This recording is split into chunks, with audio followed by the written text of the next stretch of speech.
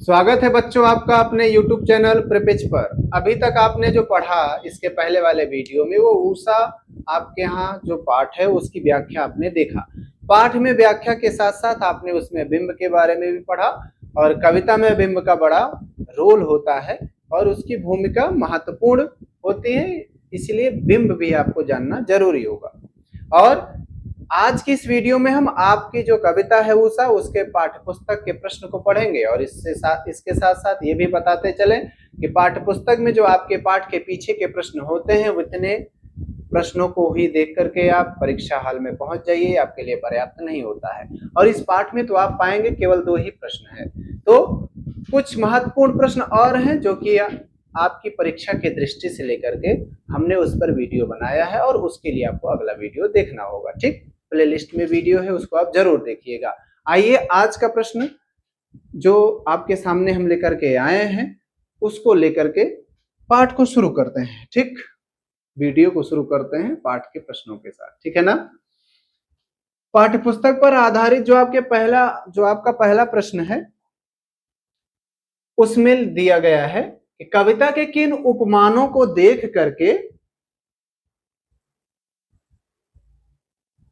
यह कहा जा सकता है कि उषा कविता गांव की सुबह का गतिशील शब्द चित्र है। ध्यान से देखिए, यही जो गतिशील शब्द चित्र आया है ना, इसी को हम बिंब भी बोलते हैं। ध्यान रखेंगे आप, कविता में बिंब, ठीक, क्योंकि ये हम प्रश्नोत्तर लिख रहे हैं तो यहाँ पर शब्द चित्र बिंब कोई भी आएगा तो आप परेशान नहीं होंगे। बिंब इसलिए कह दे रहा हूं, यदि आपसे एग्जाम में प्रश्न पूछ लिया जाता है कि गांव की सुबह का गतिशील बिंब प्रदर्शित हुआ है, बताइए, तब आप परेशान ना होइएगा। शब्द चित्र और बिंब दोनों एक ही होते हैं, ठीक है ना। ध्यान ये रखेंगे, थोड़ा सा अंतर होता है और वो अंतर जानने के लिए आप जाइए, वीडियो पड़ा हुआ है शब्द चित्र, रेखा चित्र और बिंब का, उसको आप देखिएगा। ठीक, यहां पर जो शुरुआत की लाइनें हैं ये, इसमें आप पाएंगे इसमें हमने भूमिका बनाया हुआ है, ठीक है ना। थोड़ी सी चर्चा करना जरूरी है, यदि हम बिना चर्चा किए ही भूमिका बनाए उत्तर लिख देते हैं सही नहीं होगा। हाँ, एग्जैक्टली आपको उत्तर देना जरूरी होता है, तो आप एग्जैक्टली उत्तर देने की कला सीखिए।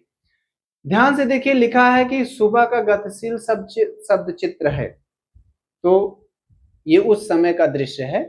गतिशील बिंब होता है जिसमें गतिशील का मतलब होता है चलना, ठीक है ना, जो चल सके। तो जो सुबह का दृश्य होता है वह चलता कैसे है, थोड़ी देर बाद परिवर्तित हो जाता है ना। ऐसे ही शाम का जो दृश्य होता है सूर्योदय के बाद फिर थोड़ा सा परिवर्तित हो जाता है, अंधेरा हो जाता है, ठीक है ना।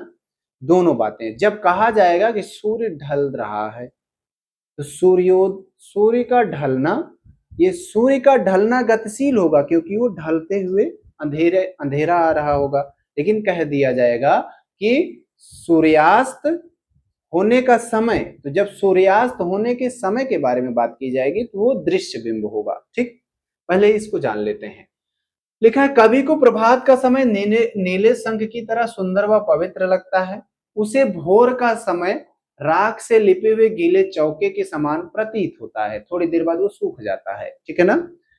धीरे धीरे बढ़ता समय लाल केसर से धोए हुए सिल सा लगता है, यही गतिशील बताना है। बढ़ता समय, पहले कैसा लग रहा था, राख से लिपा हुआ गीला चौका, थोड़ी देर बाद केसर जैसा लाल होना, परिवर्तित हुआ ना। तो ये परिवर्तन जो है ये गतिशील में आएगा। लेकिन जब कह दिया जाएगा राख से लिपा हुआ चौका, तो ये दृश्य बिंब होगा।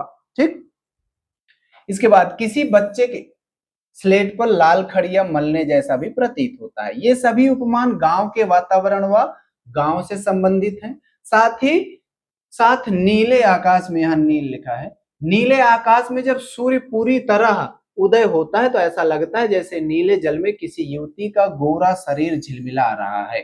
यही वाली जो बात है ये गतिशील बिंब में आएगा और यही गतिशील शब्द चित्र में आएगा। सूर्य के उदय होते ही उषा का पल पल बिखरता जादू भी समाप्त हो जाता है। ये क्या है, गतिशील शब्द चित्र है, ये गतिशील बिंब है क्योंकि सूर्योदय हो चुका होता है। ठीक है, इन उपमानों को देखकर यह कहा जा सकता है कि उषा कविता गांव की सुबह का गतिशील शब्द चित्र है।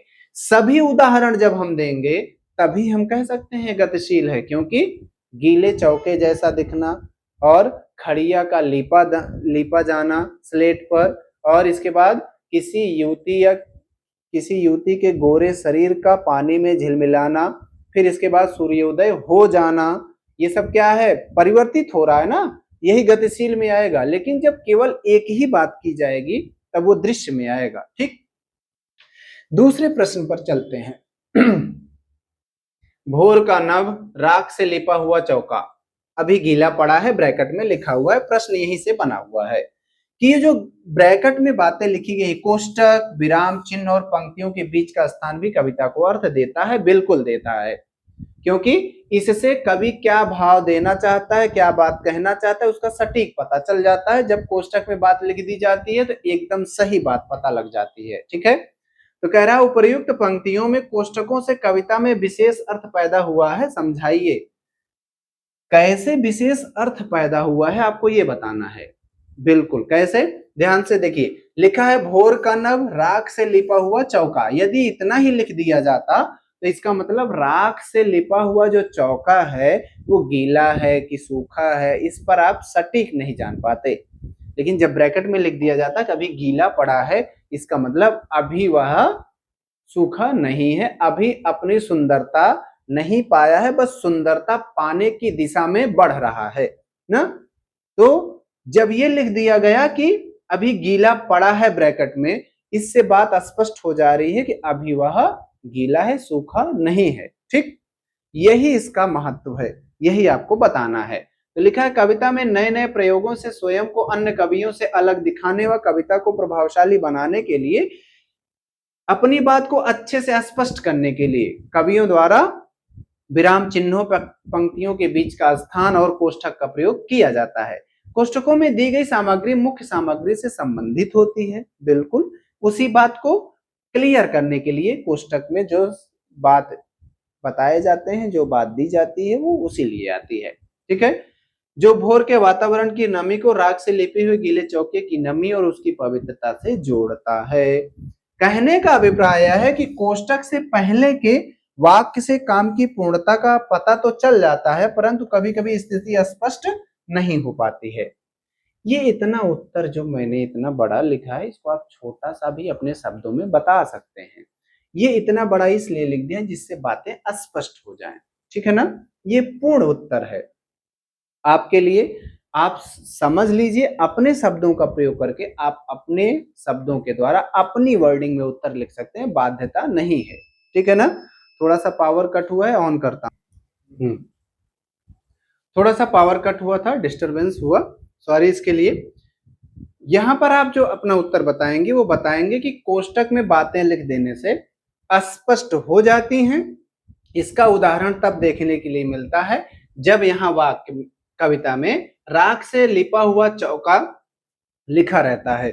इससे पता चल रहा है कि जो चौका है वह अभी लिपा गया है, सूखा है कि गीला ये नहीं पता चल रहा है। लेकिन जब ब्रैकेट में बात ये लिख दी जाती है कभी गीला पड़ा है, इससे पता चल जा रहा है कि ये भी सूखा नहीं है। ये यही सटीकता पता करने के लिए कोष्टक में कथन अधिक प्रभावशाली बन जाता है। ठीक है ना, समझ में आ गया होगा। अब देखिए, अभी मैं जो आपको बता रहा था, केवल 2 ही प्रश्न दिए गए हैं। बताइए, कविता से केवल 2 ही प्रश्न बनेगा? बिल्कुल नहीं बनेगा भाई, और भी प्रश्न बनेंगे। एक मैं आपको सैंपल दे देता हूँ। देखिए, नमूना लिखा है, उषा कविता में कवि शमशेर बहादुर सिंह ने सूर्योदय से पहले का कैसा वर्णन किया है? बिल्कुल बन सकता है प्रश्न, सीबीएसई ऐसे प्रश्न पूछ लेगी आपसे। या उषा कविता में कवि शमशेर बहादुर सिंह सूर्योदय से पहले का आकाश किसके समान प्रतीत होता है ना?